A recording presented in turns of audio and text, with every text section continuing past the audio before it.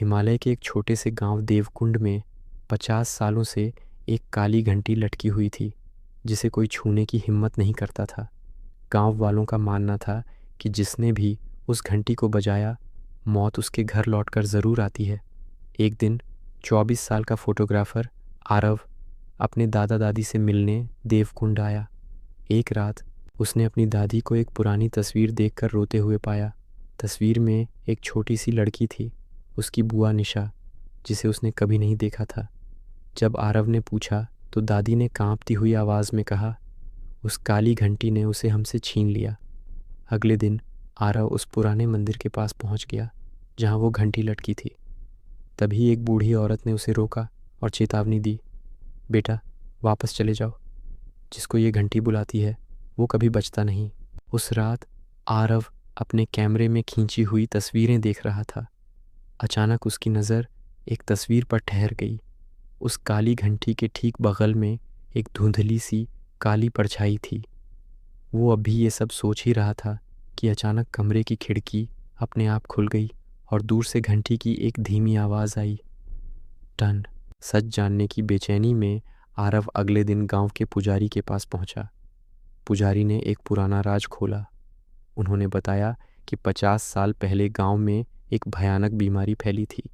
लोगों ने मदद के लिए मंदिर की घंटी बजाई, लेकिन उस घंटी से मदद की जगह एक काला धुआं निकला, जिसने सबकी जान ले ली।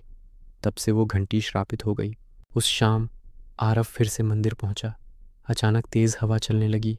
मंदिर का दरवाज़ा ज़ोर से खुला और आरव का हाथ गलती से उस घंटी से टकरा गया। टन, और श्राप जाग गया। उस रात आरव ने अपने कमरे की दीवार पर 2 परछाइयाँ देखीं, एक औरत की और एक छोटी लड़की की। वो लड़की और कोई नहीं, उसकी बुआ निशा की आत्मा थी।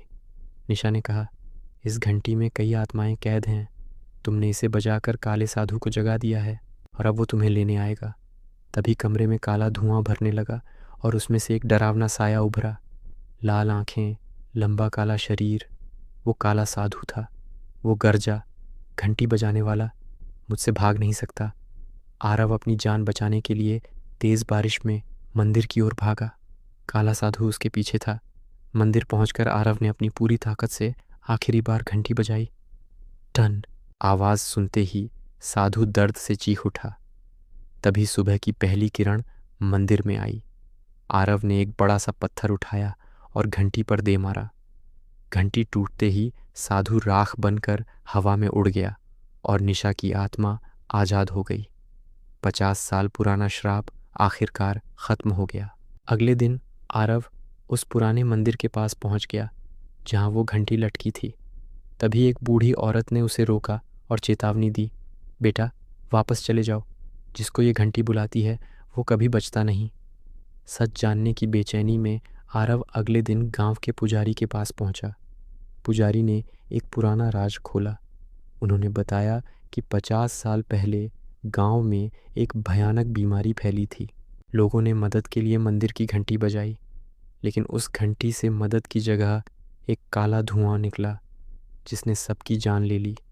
तब से वो घंटी श्रापित हो गई। निशा की आत्मा ने चिल्लाकर कहा, एक ही रास्ता है, सूर्योदय से पहले इस घंटी को तोड़ दो। आरव अपनी जान बचाने के लिए तेज़ बारिश में मंदिर की ओर भागा। काला साधु उसके पीछे था। मंदिर पहुंचकर आरव ने अपनी पूरी ताकत से आखिरी बार घंटी बजाई। टन, आवाज़ सुनते ही साधु दर्द से चीख उठा। तभी सुबह की पहली किरण मंदिर में आई। आरव ने एक बड़ा सा पत्थर उठाया और घंटी पर दे मारा। घंटी टूटते ही साधु राख बनकर हवा में उड़ गया और निशा की आत्मा आज़ाद हो गई। 50 साल पुराना श्राप आखिरकार ख़त्म हो गया।